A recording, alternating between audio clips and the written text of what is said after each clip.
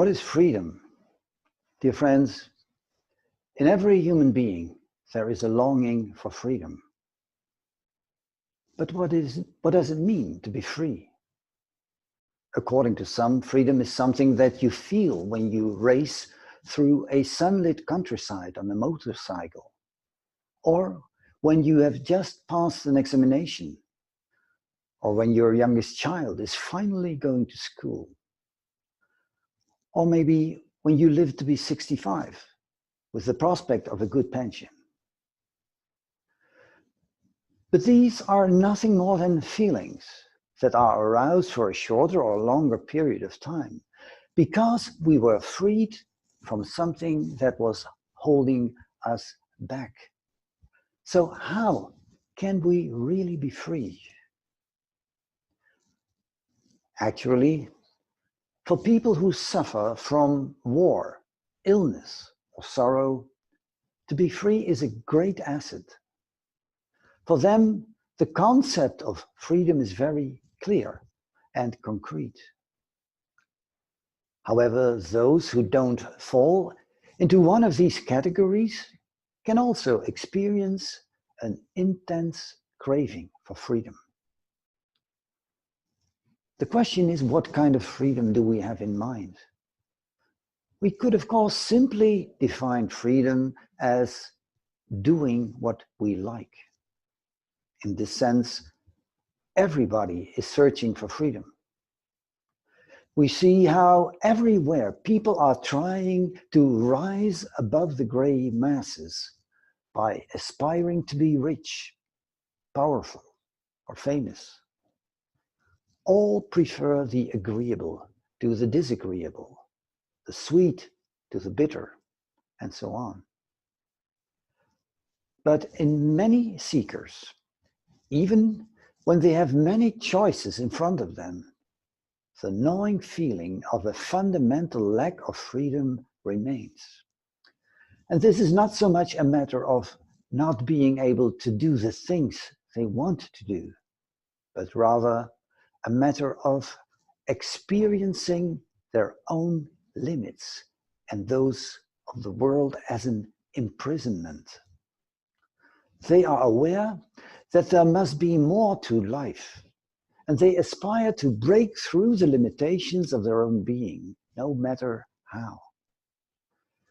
In them, there is a longing for a higher, limitless, and lasting reality. And the more the prospect of such a reality becomes stronger, yes, that this reality could even exist within him, the greater the feeling of bondage and imprisonment.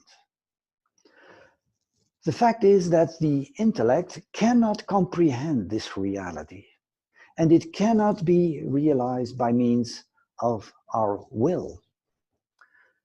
And this is not because the intellect is not shrewd enough, or the will too weak, but because there are fundamental impediments that prevent us from penetrating into a higher world with such absolute values as freedom, love, and unity.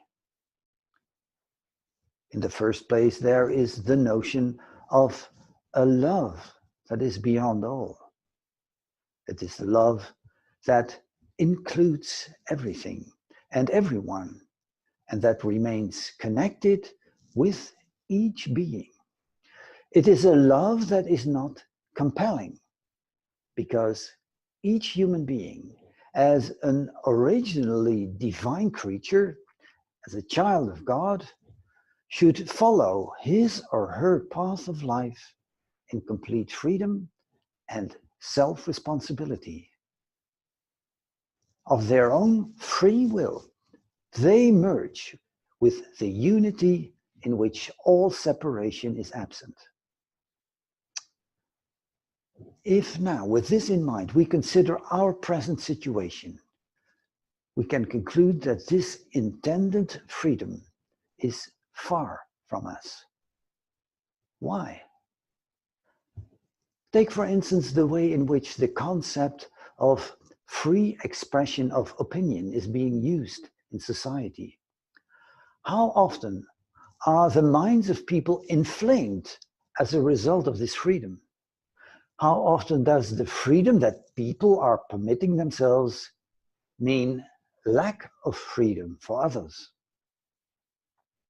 The freedom someone chooses leads to a constraint and imprisonment for others in a self-woven net.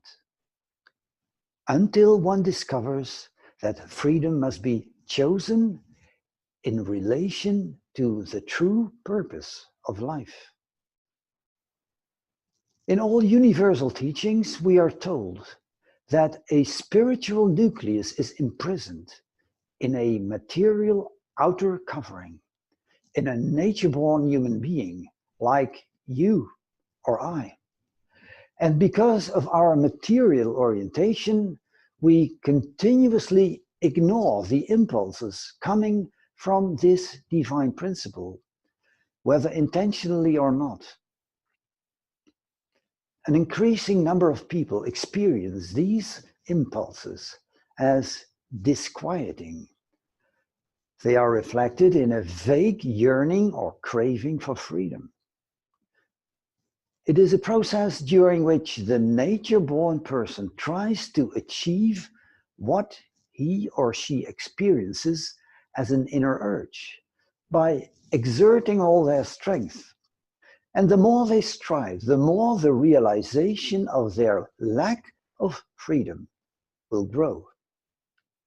And ultimately, this can lead to the feeling as described in chapter 20 of the Tao Te Ching. The multitude rejoice and are glad. I am like a newborn babe who has not yet smiled.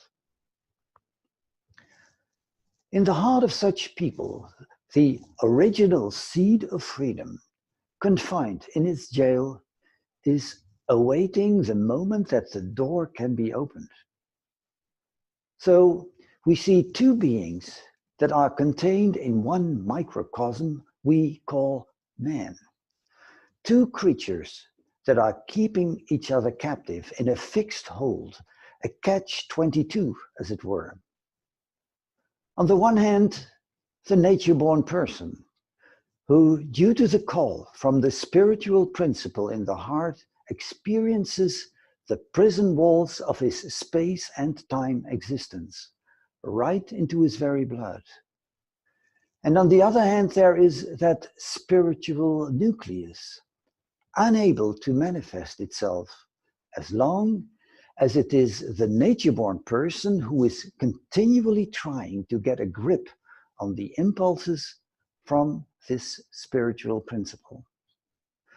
They are like two prisoners who are each other's prison guard, two souls in one microcosm condemned to coexist.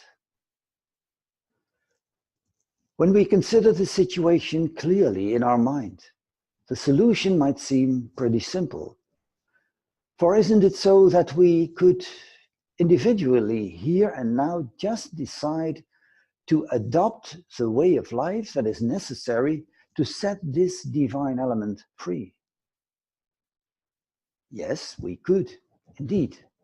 But are we really able to do so? For with our sheer willpower, we wouldn't get anywhere. Our will is just as limited and imprisoned as the rest of our existence. This is something we may have already experienced. There is, by the way, something remarkable going on with respect to our will. Brain experts have established through selective experiments that now and then, even seconds before the persons under study have made up their minds as to which choice to make, the choice was already detectable on a brain scan. Well, the discussion about the exact interpretation of this finding will certainly continue for many years to come. But it is quite clear that something is wrong with our concept of a will that takes the initiative and determines what we choose. Apparently, our choices are made in some other way, a way which simply is beyond our grasp. Thanks to the universal teachings, we may be familiar with the concept of karma. If you want to know more about this subject, we recommend you to watch our video talk, Beyond Karma. In the universal teachings, it is mentioned that man as a microcosm is subject to the higher laws of cause and effect. During each incarnation, past experiences put their mark on the human being and lead him through a multitude of new experiences. The possibilities of determining our own fate are very limited. One way or the other, the most important events and experiences are in principle predetermined, regardless of the important choices we supposedly make with our will. They originate from a kind of magnetic field which we call astral. The word astral indicates that it has something to do with the stars. It also indicates that the positioning of the stars and the planets in certain ways are related to the cause of our fate. It is the zodiac of the astrologers. From all this, we may conclude that our ego, that is our I consciousness, with its faculties of thinking and willing, should rather be regarded as an instrument equipped to receive and put into action the powers of an astral field. So that is completely different from our usual idea that our mind is the driving and controlling principle of our life. It is therefore in the nature of those who experience the craving for freedom intensively to, as yet, conquer control over their own lives with the help of a whole array of techniques.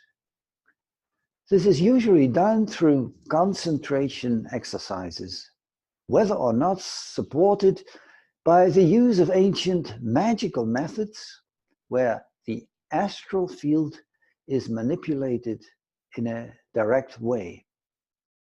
And of course, there's also the time-honored knowledge of astrology, used to try and dodge the strokes of fate and to collect the full profit of favorable moments. We, in the Golden Rosy Cross, are of the opinion that even if in this way we would succeed in influencing our fate, it will still not lead to the liberating deed that is necessary to break through the impasse that prevails in the twofold system called man. For it is a fact that the nature-born personality is not capable of going beyond the field from which it originated. It is tightly attached to the web of fate, and it appears that the more vehemently it resists, the more it becomes entangled in the web. So we still haven't got an answer to the question, how do we reach freedom? How can we rise above the astral laws that keep the personality in captivity and thus prevent the manifestation of true freedom in it? How can we totally break loose from the wheel of birth and death so that as originally divine beings, we break through to a reality beyond the prison of our senses?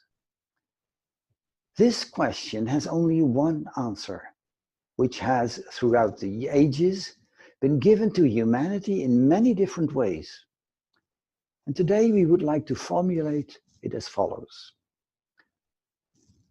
The key to the path of liberation is that the personality makes itself totally subordinate to the consciousness impulses coming from the rose of the heart, from that spiritual principle, that nucleus of the divine being in each human being.